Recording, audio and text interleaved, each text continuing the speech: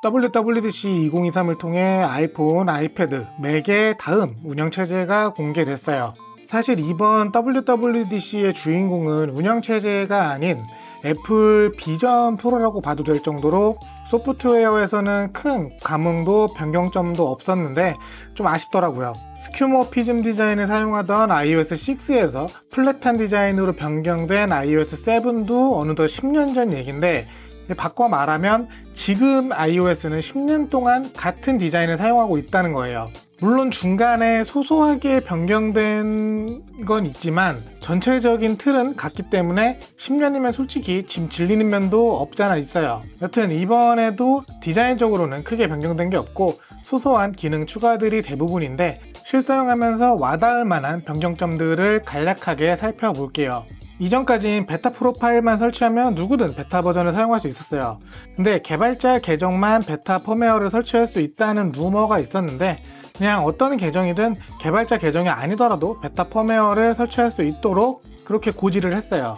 애플 입장에서는 더 많은 사람들이 사용해보고 더 많은 피드백을 받으면 좋지만, 기기에 익숙하지 않다던가 여러 호환 문제가 있을 수 있는 실사용자분들은 단순 호기심에 설치해서 큰 불편함을 겪는 경우도 있으니까 이 부분은 꼭 명심하고 잘 알아보시고 설치하시는 게 좋을 거예요. 아이폰 6s가 iOS 15까지 지원하면서 역대 가장 오랜 기간 동안 최신 업데이트를 받아왔었어요. 근데 iOS 16부터 아이폰 7과 함께 지원이 끊겼고, 이번 iOS 17은 아이폰 8 시리즈와 아이폰 10이 업데이트 지원 목록에서 빠졌어요. 아이폰 10 출시 당시에 미래와의 조우라는 슬로건과 함께 출시를 했는데 좀 기분이 이상하더라고요. 지원이 끊긴 첫 노치 아이폰이라 더 그런 것 같기도 하고요. 여튼 그렇게 아이폰 10s 이후 제품들만 업데이트할 수 있고, 아직 퍼블릭 베타는 공개되지 않았어요. 이번 업데이트에서 애플이 가장 많이 신경을 쓴 듯한 전화 관련 부분이에요. 연락처 포스터를 만들 수 있는데 iOS 16의 잠금 화면과 같은 스타일로 사진, 미모티콘 등으로 꾸며서 상대방에게 전화를 걸면 자신이 설정한 상태로 노출되게 할 수 있어요. 참고로 전화를 걸거나 받는 사람 모두 iOS 17을 사용해야 하니까 이 기능을 두루두루 사용하려면 좀 시간이 필요해 보여요. 그리고 음성 메시지를 텍스트로 바꿔주거나 페이스타임을 통해서 음성 플러스 영상으로 메시지를 남겨놓을 수 있는데, 이 부분은 국내에서 사용할 수 있을지는 좀 지켜봐야 될 것 같아요. 다음은 위젯이에요. 그동안은 위젯이라기보다는 정보가 표시되는 큰 아이콘의 느낌이 강했는데 이제 드디어 위젯다워졌어요. 기존에는 위젯을 누르면 앱으로 진입이 되고 진입한 상태에서 컨트롤 했어야 되는데, 사실 안드로이드의 위젯하고 비교하면 너무 불편했어요. 근데 이제 위젯 자체에서 바로 컨트롤이 가능해졌어요. 이렇게 변경됐다고 좋아하는 것 자체가 좀 아이러니하긴 한데, 여튼 이제서야 위젯 같은 느낌이 들고, 그동안 수많은 위젯 앱들이 나왔었잖아요. 그 앱들이 어떤 변화를 보여줄지 더 많이 기대가 되더라고요. 아이폰과 오타는 사실 뗄래야 뗄 수 없는 그런 사이인데, 이번에 키보드 자동 수정이 새로워졌다고 하더라고요. 키보드 옵션으로 가면 자동 수정이 있고 이걸 켜주면 되는데 이게 생각보다 괜찮더라고요. 저는 개인적으로 자동 완성 같은 걸 별로 안 좋아해서 사용을 안 하는데, 새로 생긴 옵션이기도 하고 한국어도 바로 지원해준다고 해서 사용을 한번 해봤는데 나쁘지 않은 것 같더라고요. 정확도가 꽤 괜찮았고 약간 민망할 수 있는 오타 정도는 충분히 막아주지 않을까 해요.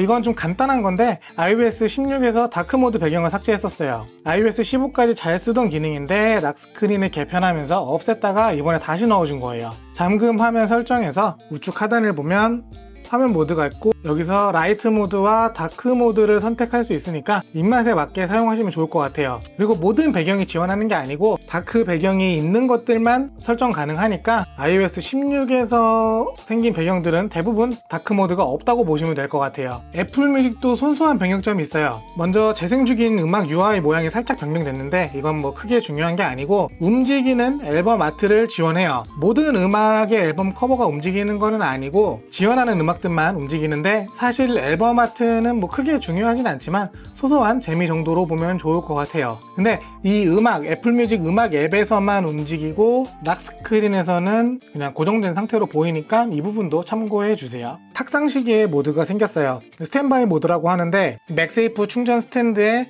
가로로 충전을 하면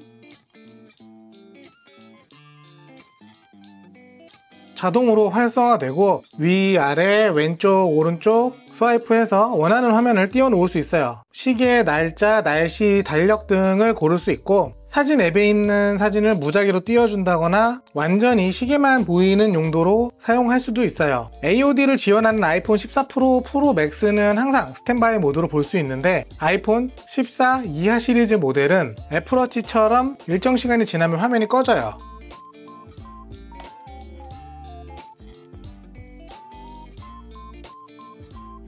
화면이 꺼진 상태에서 살짝 건드리거나 충전기를 올려놓은 책상에 약간의 충격이 가해지면 자동으로 켜져요. 애플워치랑 똑같더라고요. 서드파티 앱으로 탁상시계 사용하시는 분들 많이 봤는데 이건 꽤 유용해 보이더라고요. iOS 16이 처음 나왔을 때 락스크린 폰트 때문에 불만이 많았어요. 그래서 폰트 두께를 설정할 수 있게 변경됐더라고요. 제일 얇게 하면 예전 iOS 15 락스크린과 비슷한 폰트처럼 보여서 은근히 이 부분에 만족하는 분들이 있는 거 보면 확실히 iOS 16 락스크린은 호불호가 심했던 것 같아요. 그리고 사파리의 UI가 살짝 변경됐어요. 기존엔 시작 페이지라는 글씨를 눌러서 개인정보보호 브라우저를 사용하거나 탭을 생성하고 이동하고 했는데 아래쪽에 큼지막한 버튼 형태로 구분됐더라고요. 이게 보기도 쓰기도 더 편할 거예요. 저는 탭 기능을 많이 사용하는데 동작이 많아서 좀 번거로웠거든요. 이동도 이렇게 슬라이드로 옮겨갈 수 있고요.